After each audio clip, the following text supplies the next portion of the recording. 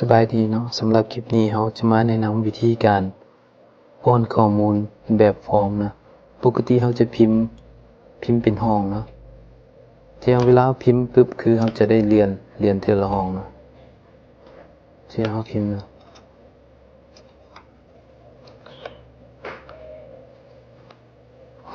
ที่เราพิมพ์ป้อนข้อมูลที่เผาก็ต้องเรียนมาเนาะ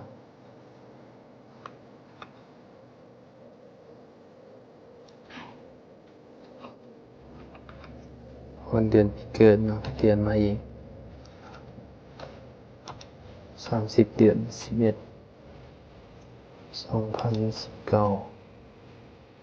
2019บ้านเนาะ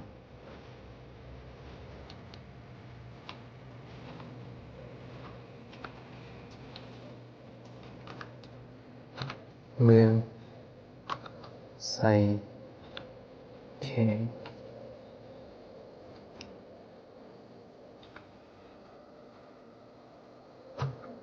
เราจะพิมพ์ชื่อพ่อชื่อแม่เนาะแล้วก็เบอร์ติดต่อเข้าไปนะแต่เขาจะมีวิธีที่มันสะดวกกว่านี้เนาะคือเขาจะเอาเป็นแบบฟอร์มมาแล้วก็พิมพ์ใส่เลยเนาะตัวนี้เราบอกกันเนาะแล้วสำหรับวิธีการเอาเป็นแบบฟอร์มออกมาก็คือเบื้องต้นคือเขาต้องนี่พิมพ์หัวข้อพวกนี้กันเนาะจะมีลำดับชื่อนามสกุลเผ่าเมียต่างๆเนาะวันเดือนปีเกิดบ้านเมืองแขกตัวนี้คือเขาต้องได้พิมพ์ไว้ก่อนเนาะสำหรับวิธีการไปดึงเอาฟอร์มออกมาก็คือเขาจะเข้าอยู่ที่ตัวนี้เนาะตัวนี้เป็นปุ่ม Custom แล้วจะมาเลือกอยู่ในนี้เนาะ More Comment แล้วมาเลือกตัวนี้เนาะ Click Add ชูนบาร์แล้วจะมาเลือกอยู่นี่ว่าเขาสิเลือกตัวใดเนาะเขาจะเลือกตัวที่2ก่อนก็ได้เนาะตัวนี้เป็นComment Not in the Ribbon เนาะคลิกไปเลยแล้วจะมาเรียนสอบฟอร์ม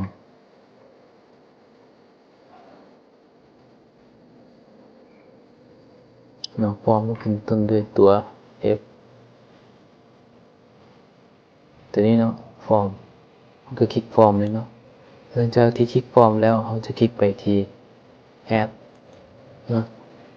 หลังจากที่ Add ปุ๊บมันจะเห็นมาอยู่พอนี้แล้วกดโอเคเนาะสำหรับวิธีการป้อนข้อมูลเนาะ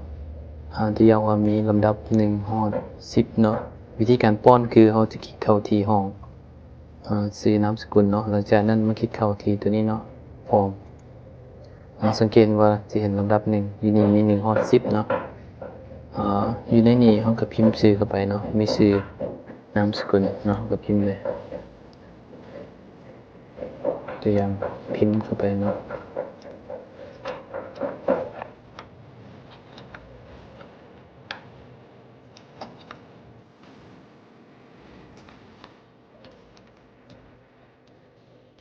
เดี๋ยวที่2เผา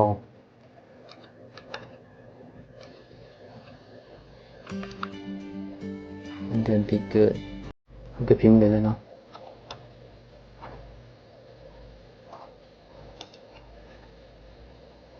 อย่างบ้าน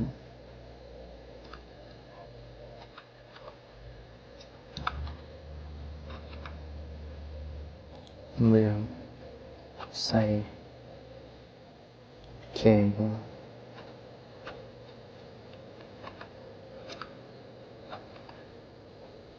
สิโคน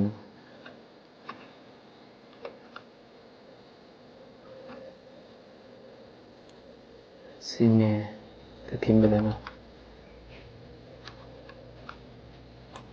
เบอร์ติดต่อ